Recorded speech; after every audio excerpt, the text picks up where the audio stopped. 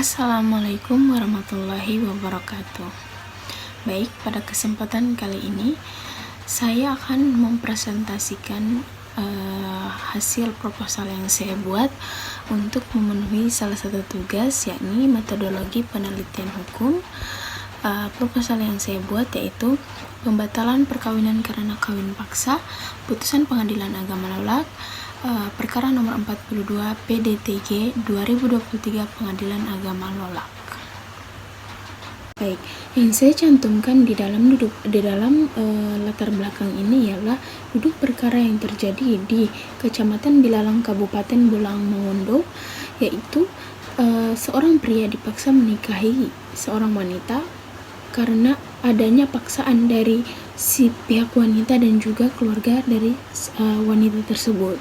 Dan di sini terjadilah pemaksaan dalam perkawinannya, itu kawin paksa.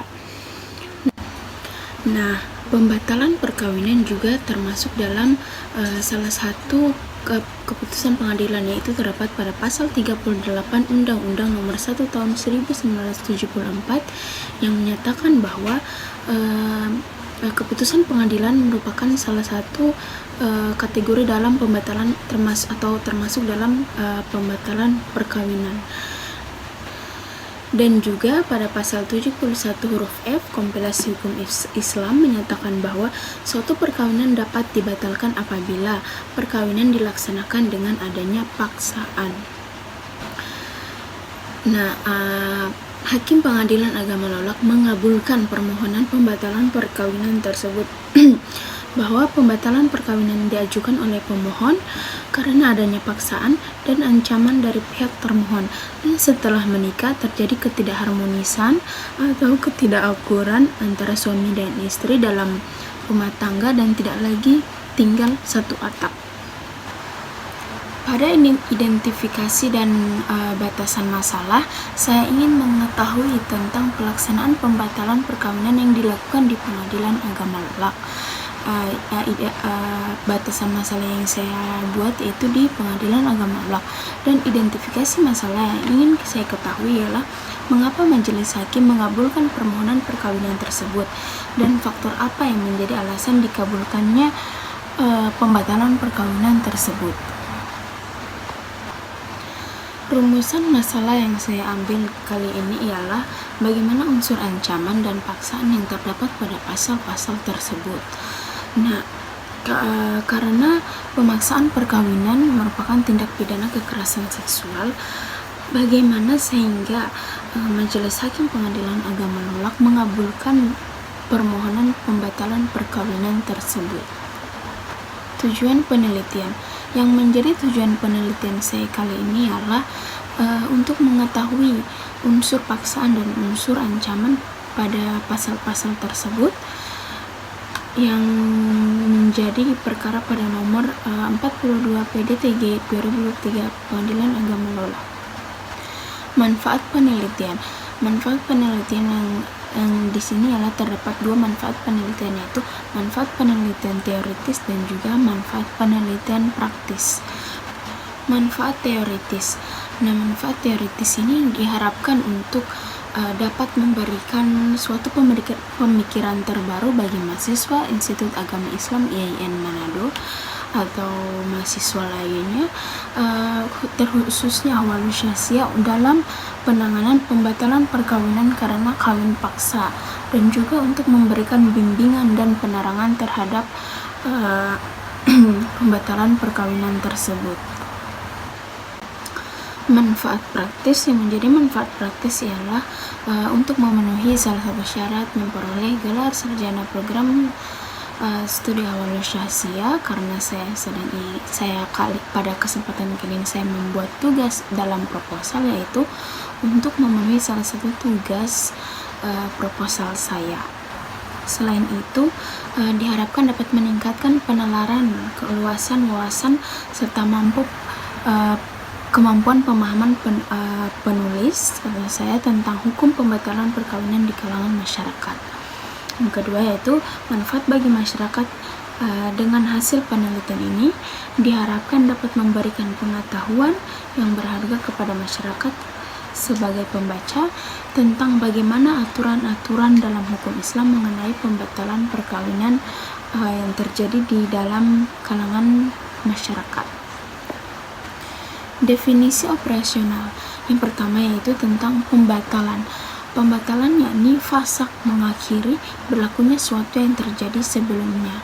Yang kedua yaitu perkawinan.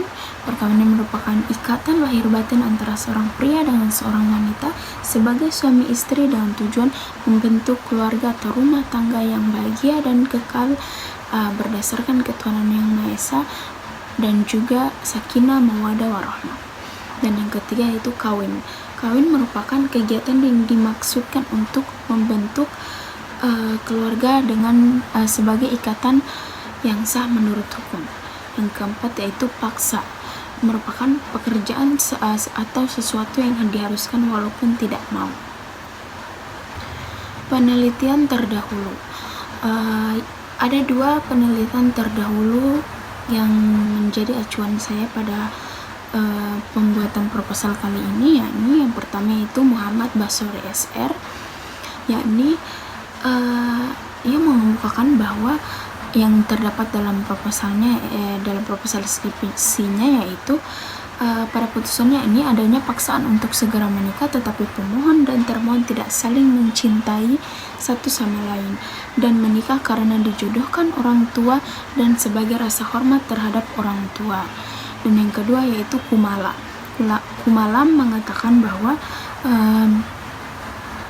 dalam hal ini pemohon suami dipaksa untuk menikahi si termohon atau istri oleh kedua orang tuanya, oleh kedua termohon dengan ancaman penghancuran karir yang akan dilaporkan polisi, bahkan mau dibunuh. Ini terdapat suatu ancaman di dalam perkawinan tersebut. Nah, yang menjadi perbedaan dari kedua